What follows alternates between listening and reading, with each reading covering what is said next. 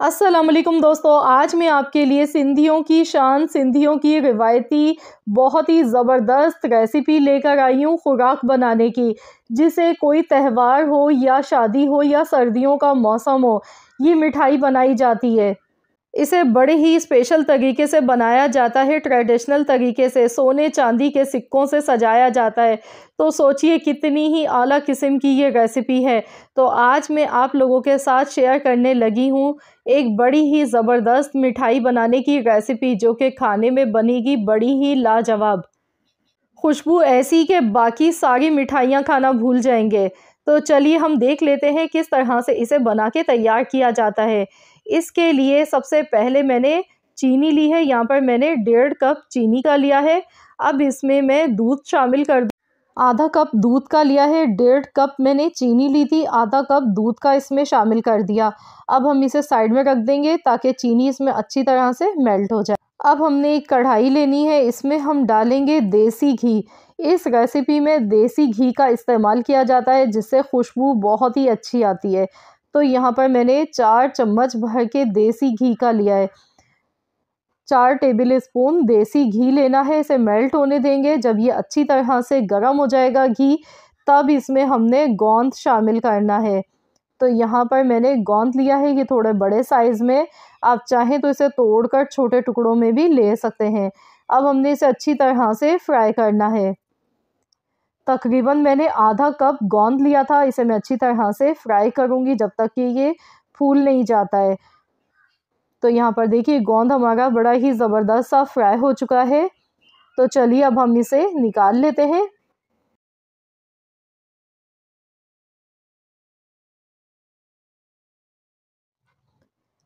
अब हम इसे थोड़ा सा ठंडा होने के बाद पीस लेंगे। तो चलिए मैं इसे पीस लेती हूँ। तो यहाँ पर देखिए गोंद हमने पीस के तैयार कर लिया है। अब जो बचा हुआ घी है हमारे पास, 1 कप आटा लेंगे। नॉर्मल जो रोटी पकाने के लिए घर पे हम आटा यूज़ करते हैं, ये वही आटा है। 1 कप आटा। इसके बाद जो अगली चीज़ लेंगे वो है सूजी। आधा कप सूजी का इसमें शामिल करना है। अब हम इसे अच्छी तरह से मिक्स करेंगे और भूनते जाएंगे। तो यहाँ पर थोड़ा सा टाइम ज़्यादा लग सकता है, लेकिन आपने इसे अच्छी तरह से भूनना है।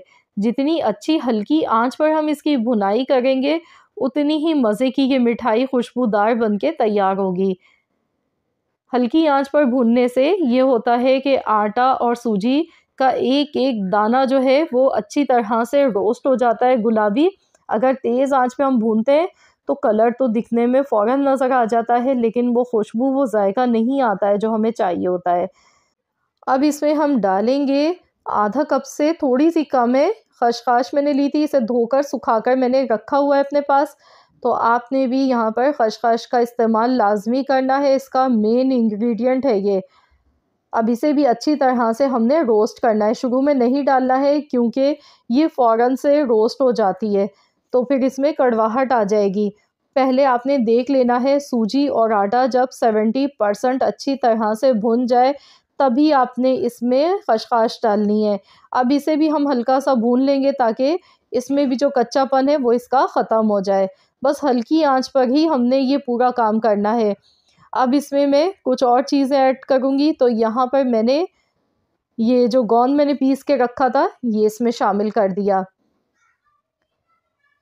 अब इसे भी अच्छी तरह से मिक्स करेंगे। बहुत ही ज़्यादा हेल्दी, फ़ायदेमंद मिठाई होती है ये। तो इसे भी अच्छी तरह से मिलाने के बाद तो देखिए आटा भी और सूजी भी मज़ीद और भूनते जा गए। अब हमने 1 बाय 1 करके इस तरह से चीज़ें इसमें शामिल करते जाना है और भूनते जाना है। तो यहाँ पर कलर आप चेक कर सकते हैं, कलर चेंज होने लग गया है, हल्का-हल्का गुलाबी कलर आ चुका है इसका। तो हमने बस हाथ नहीं रोकना है, चम्मच चलाते रहना है। इसमें थोड़ी मेहनत तो लगती है, लेकिन मिठाई बड़ी ही लाजवाब ये बनके तैयार होती है। तो यहाँ पर देखिए कलर आप इसका चेक कीजिए, काफ़ी ज़्यादा चेंज हो चुका है, गुलाबी कलर आ चुका है, जिस तरह का हमें कलर इसका चाहिए था। और खुशबू भी आने लगी, आपको खुशबू से भी अंदाज़ा हो जाएगा। जब ये अच्छी तरह से गुलाबी कलर इसका आ जाता है तो इसमें से खुशबू भी आने लग जाती है। पूरा घर आपका महक उठेगा इसकी खुशबू से।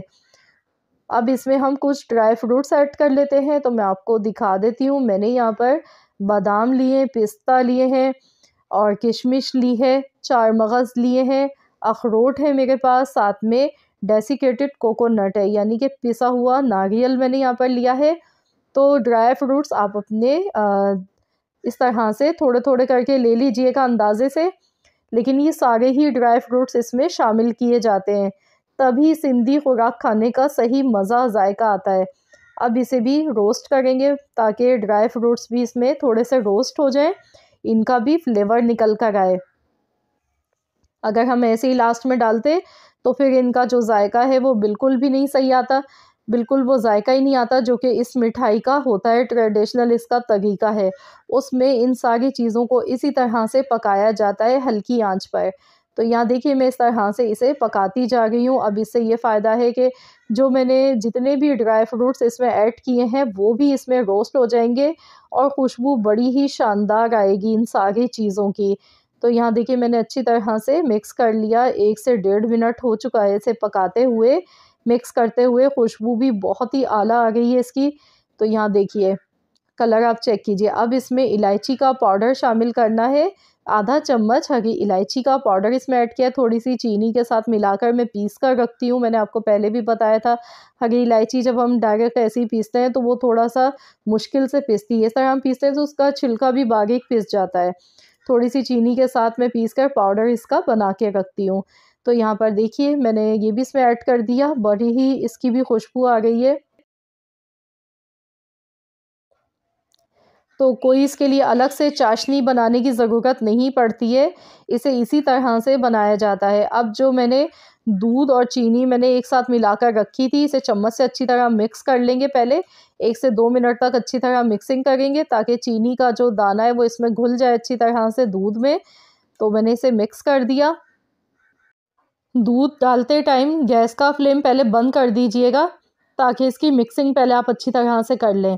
पहले एक बार अच्छी तरह से चम्मच चला लें, मिक्स कर लें। इसके बाद गैस का फ्लेम आपने ऑन करना है। अभी मैंने गैस का फ्लेम बंद किया हुआ है और मैं इसे पहले मिक्स कर रही हूँ अच्छी तरह से।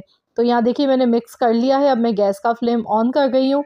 तो यहाँ पर मैंने गैस का फ्लेम ऑन कर दिया है, तो एकदम से ये जमना शुरू हो जाता है।